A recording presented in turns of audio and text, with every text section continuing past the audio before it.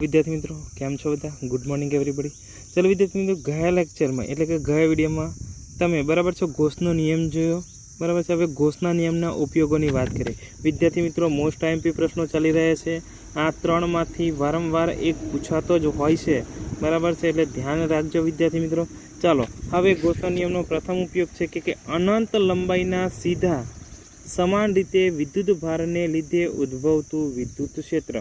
एक अनंत लंबाईनो सीधो तार छे अने तेना पर समान रीते विद्युत भार प्रेरित थयेलो छे, तो तेना कारणे उद्भवतु जे विद्युत क्षेत्र छे केटલું हशे ते मेळवવાનું छे। धारो के विद्यार्थी मित्रों अनंत लंबाईनो तार हूँ आ रीते दोरुं छुं विद्यार्थी मित्रों।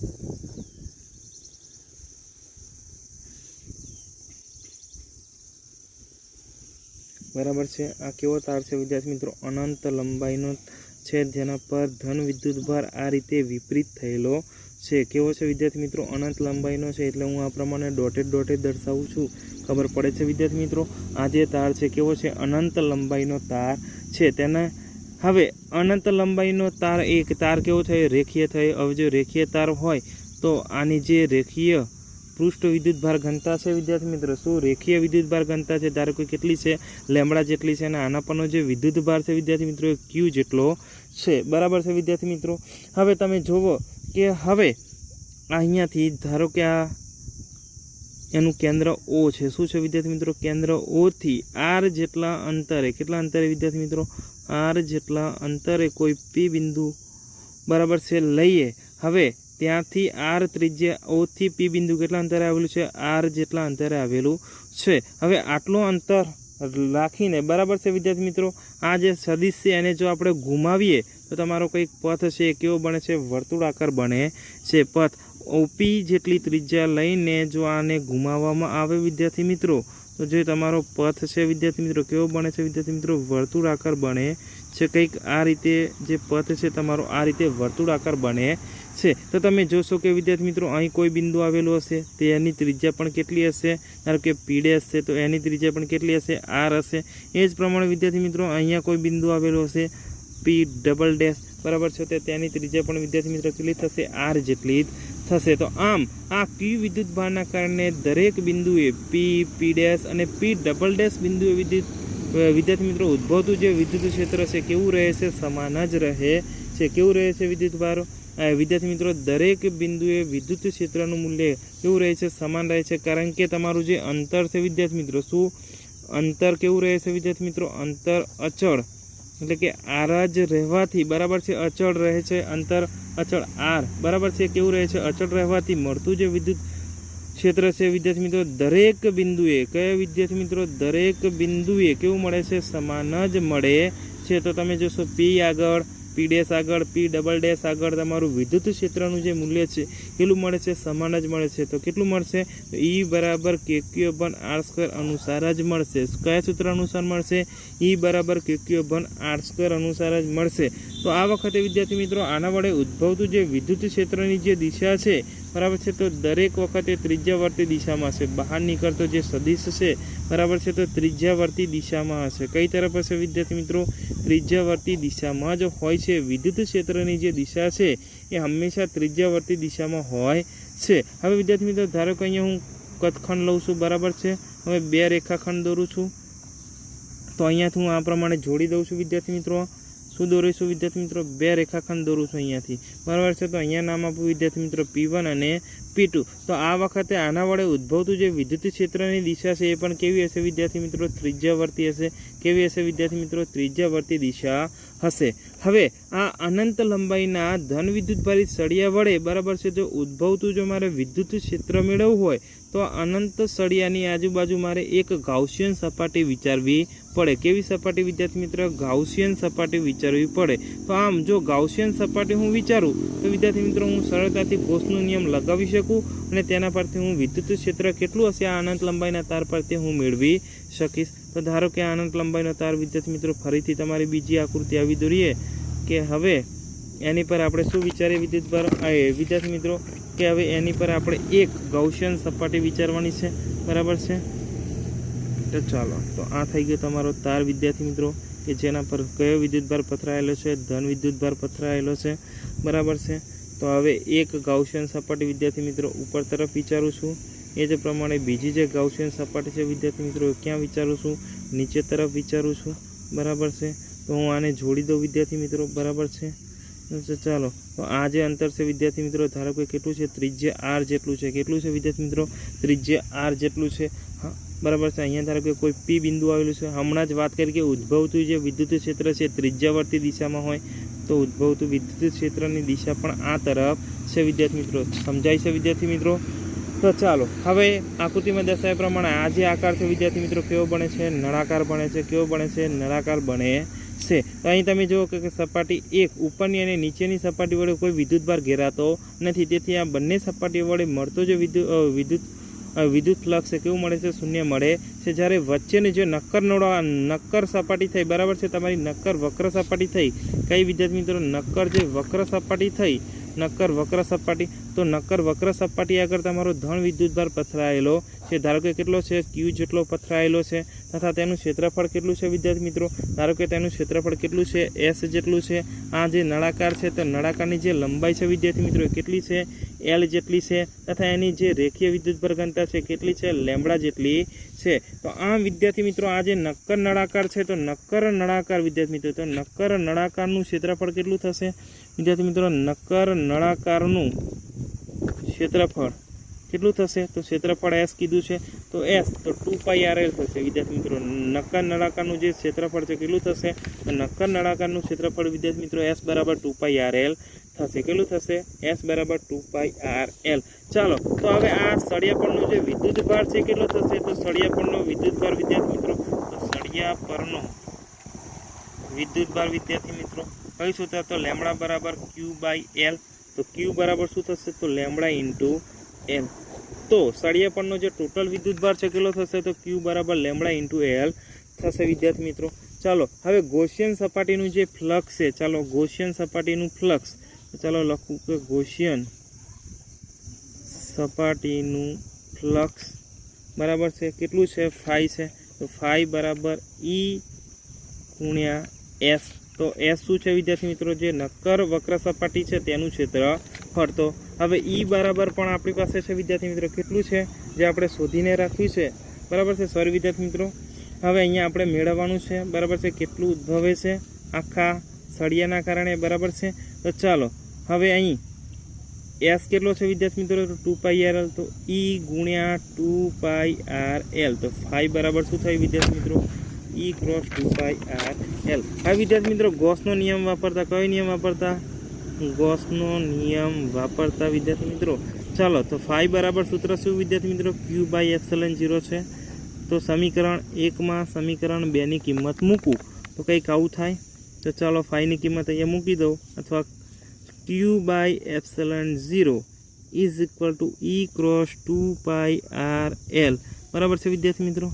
ચાલો ઈને કરતાં બનાવું તો વિદ્યાર્થી મિત્રો ઈ આપણે વિદ્યુત ક્ષેત્ર જોઈએ છે, તો ઈ બરાબર શું થશે, તો ઈ બરાબર વિદ્યાર્થી મિત્રો Q/2πε0r ઇન્ટુ L થશે, જે બરાબર છે વિદ્યુત ક્ષેત્રનું સૂત્ર છે કે અનંત લંબાઈના તાર પર જ્યારે સમાન વિદ્યુતભાર પથરાયેલો હોય ત્યારે મળતું વિદ્યુત ક્ષેત્ર E બરાબર Q/2πε0r ઇન્ટુ L જેટલું મળે છે। ચાલો વિદ્યાર્થી મિત્રો આ સમીકરણને ઉપર નીચે હું 2 વડે ગુણું છું, તો અહીંયા 2 વડે ગુણું છું ને ઉપર પણ 2 વડે ગુણું છું, તો નીચે થઈ જશે વિદ્યાર્થી મિત્રો શું થાય, 2Q 2 2 4 એટલે 4πε0r ઇન્ટુ L। હવે 1/4πε0 એટલે વિદ્યાર્થી મિત્રો શું લખાય, કે લખાય, બરાબર છે। તો આ વખત બીજું જે સૂત્ર બને વિદ્યાર્થી મિત્રો, તો 2kQ/rl, બરાબર છે। આ પણ વિદ્યાર્થી મિત્રો કોનું સૂત્ર છે, તો આ પણ વિદ્યાર્થી મિત્રો કે અનંત લંબાઈનો જો તાર હોય, બરાબર છે, તેની અંદર ઉદ્ભવતા વિદ્યુત ક્ષેત્રનું જે સૂત્ર છે આ પણ ખરું વિદ્યાર્થી મિત્રો, અને આ પણ ખરું, બરાબર છે વિદ્યાર્થી મિત્રો। જો હવે વિદ્યાર્થી મિત્રો આના માટે વિદ્યુત ક્ષેત્ર અહીંયા તમે જોઈ શકો વિદ્યુત ક્ષેત્ર ચલે છે 1/r, કે તે અંતરના વર્ગના વ્યસ્ત અનુસાર શું થાય છે, બદલાય છે। તો આ વખતે વિદ્યાર્થી મિત્રો જો વિદ્યુત ક્ષેત્ર વર્સિસ 1/r નો જો ગ્રાફ દોર વિદ્યાર્થી મિત્રો, તો મને જે આલેખ મળે છે કંઈક આવો મળે છે, બરાબર છે વિદ્યાર્થી મિત્રો। સમજો MCQમાં પૂછાતું હોય છે ઘણી વખત વિદ્યુત ક્ષેત્ર વર્સિસ r નો, તો ઈ જેમ જેમ વધશે, બરાબર છે, તેમ r શું થાય છે વિદ્યાર્થી મિત્રો, ઘટે છે।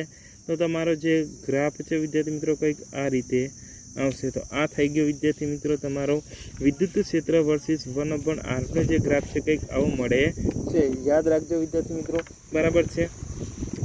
હવે ચાલો વિદ્યાર્થી મિત્રો અહીંયા તમે ક્યુની કિંમત કેટલી મૂકો છો? તો ક્યુની કિંમત હવે વિદ્યાર્થી મિત્રો અહીંયા અહીંયા રહી ગઈ લખવાની। તો ક્યુની કિંમત શું છે વિદ્યાર્થી મિત્રો? તો ક્યુની કિંમત છે લેમડા ઇન્ટુ એલ છે।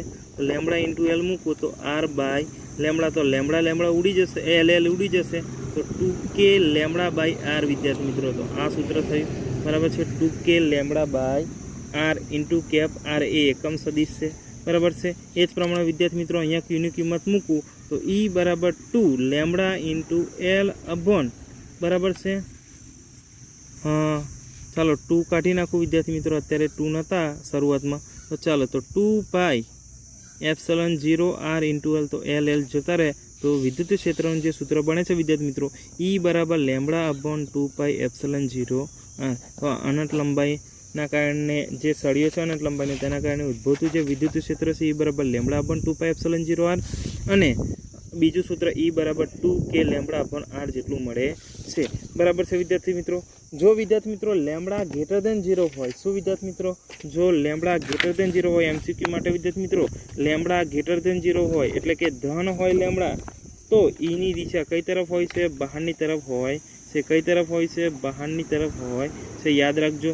ચાલો બીજી કન્ડિશન, લેમડા લેસ દેન 0 હોય એટલે કે ઋણ હોય, બરાબર છે, તો ની જે દિશા છે વિદ્યાર્થી મિત્રો, બરાબર છે, એ કઈ તરફ હોય છે? અંદરની તરફ હોય છે। કઈ તરફ હોય છે? અંદરની તરફ હોય છે। તો આ થઈ ગયો વિદ્યાર્થી મિત્રો ગોસના નિયમનો પ્રથમ ઉપયોગ, બરાબર છે। તો તેના માટેનું વિદ્યુત ક્ષેત્રનું સૂત્ર મેળવ્યું E બરાબર lambda upon 2 pi epsilon 0 R અને E બરાબર 2k લેમડા અપોન આર, બરાબર છે વિદ્યાર્થી મિત્રો। એકદમ સરળ ભાષામાં સમજૂતી આપી છે, આશા રાખું કે તમે સમજી ગયા હશો। જો વિદ્યાર્થી મિત્રો હજુ સુધી તમે મારી ચેનલ સબસ્ક્રાઈબ ના કરી હોય, બરાબર છે, તો જરૂર તમે, બરાબર છે, મારી ચેનલ સબસ્ક્રાઈબ કરી દો અને સાથે સાથે વિદ્યાર્થી મિત્રો લાઇક અને શેર કરજો, બરાબર છે। ચાલો વિદ્યાર્થી મિત્રો હવે ગોસના નિયમનો જે બીજો ઉપયોગ છે, બરાબર છે, હવે તમે જોયું કે પહેલો જે ઉપયોગ છે રેખીય વિતરણના પર આધારિત હતો।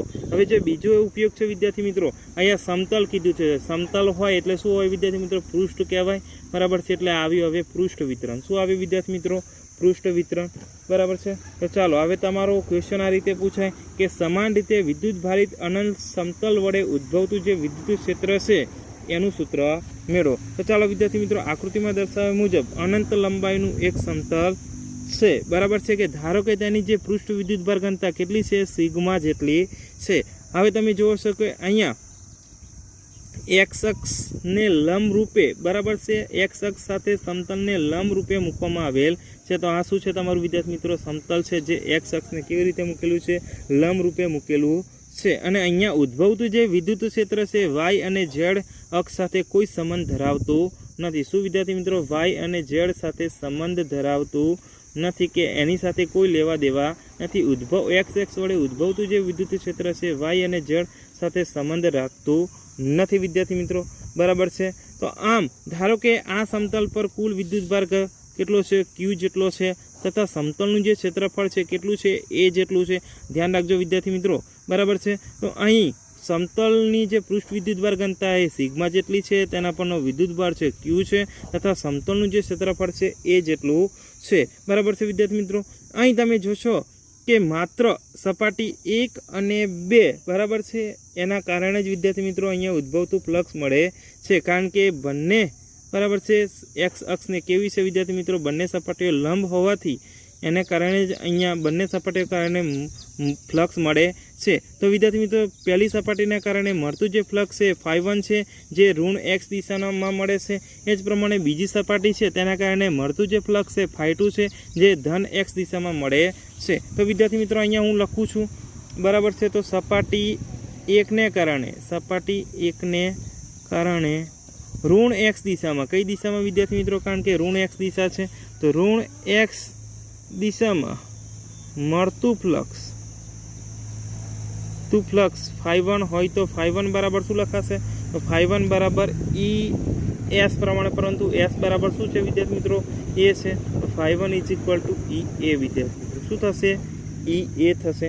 ચાલો એ જ પ્રમાણે વિદ્યાર્થી મિત્રો સપાટી 2ના કારણે, કઈ સપાટી?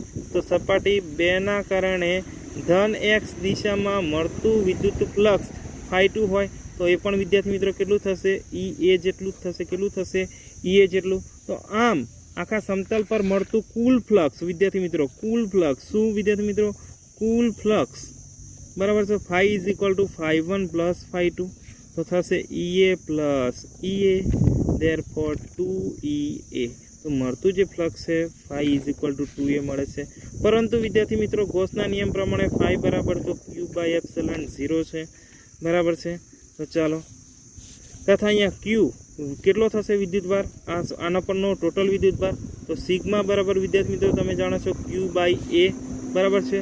તો ઇમ્પ્લાઇઝ q બરાબર શું થશે સિગ્મા ઇન્ટુ એ. તો આ સમતલ પરનો ટોટલ વિદ્યુતભાર વિદ્યાર્થી મિત્રો સિગ્મા બરાબર q બરાબર સિગ્મા ઇન્ટુ ઈ થશે. ચાલો હવે આ બધી જ કિંમતો અહીંયા qની કિંમત અહીંયા મૂકી દઉં અને φની કિંમત પણ મૂકી દઉં તો 2ea વિદ્યાર્થી મિત્રો 2ea is equal two q કેટલા છે તો સિગ્મા ઇન્ટુ એ અપોન એપ્સિલોન 0 બરાબર છે. ચાલો એ બંને સાઈડથી કેન્સલ તો ઈ રહ્યો વિદ્યાર્થી મિત્રો 2 ક્યાં જશે છેદમાં તો e is equal to sigma upon 2 epsilon 0. શું મળ્યું વિદ્યાર્થી મિત્રો e બરાબર સિગ્મા અપોન 2 એપ્સિલોન 0. જે અનંત લંબાઈનું જો સમતલ હોય તો તેના વડે ઉદ્ભવતું જે વિદ્યુત ક્ષેત્ર છે વિદ્યાર્થી મિત્રો e બરાબર સિગ્મા અપોન 2 એપ્સિલોન 0 જેટલું હોય છે. કેટલું હોય છે e બરાબર સિગ્મા અપોન 2 એપ્સિલોન 0 જેટલું હોય છે. યાદ રાખજો વિદ્યાર્થી મિત્રો બરાબર છે.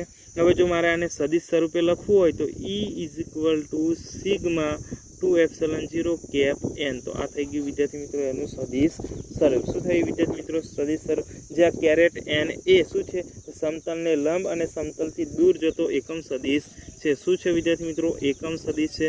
સમતલને લંબ અને સમતલથી દૂર જતો એકમ સદિશ છે. જો વિદ્યાર્થી મિત્રો અહીંયા સિગ્મા ગ્રેટર દેન 0 હોય તો ઈની જે દિશા છે વિદ્યુત ક્ષેત્રની જે દિશા છે સમતલથી દૂર બરાબર છે. સમતલથી ક્યાં હોય છે દૂર તરફ હોય છે. ક્યાં તરફ હોય છે દૂર તરફ હોય છે. અને જો સિગ્મા લેસ દેન 0 હોય વિદ્યાર્થી મિત્રો શું સિગ્મા લેસ દેન 0 હોય તો ઈની દિશા વિદ્યાર્થી મિત્રો સમતલ તરફ હોય છે. ક્યાં હોય છે તો સમતલ તરફ હોય છે. વિદ્યાર્થી મિત્રો એમસીક્યુ માટે આ બધા પ્રશ્નો પૂછાય બરાબર છે ધ્યાન રાખજો. તો સિગ્મા ગ્રેટર દેન 0 હોય તો એની દિશા સમતલથી દૂર અને સિગ્મા લેસ દેન 0 હોય તો એની જે દિશા છે સમતલ તરફ હોય છે. તો વિદ્યાર્થી મિત્રો આ અનંત લંબાઈના કારણે અનંત સમતલના કારણે ઉદ્ભવતું જે વિદ્યુત ક્ષેત્ર છે એ બરાબર સિગ્મા અપોન 2 એપ્સિલોન 0 મળે છે.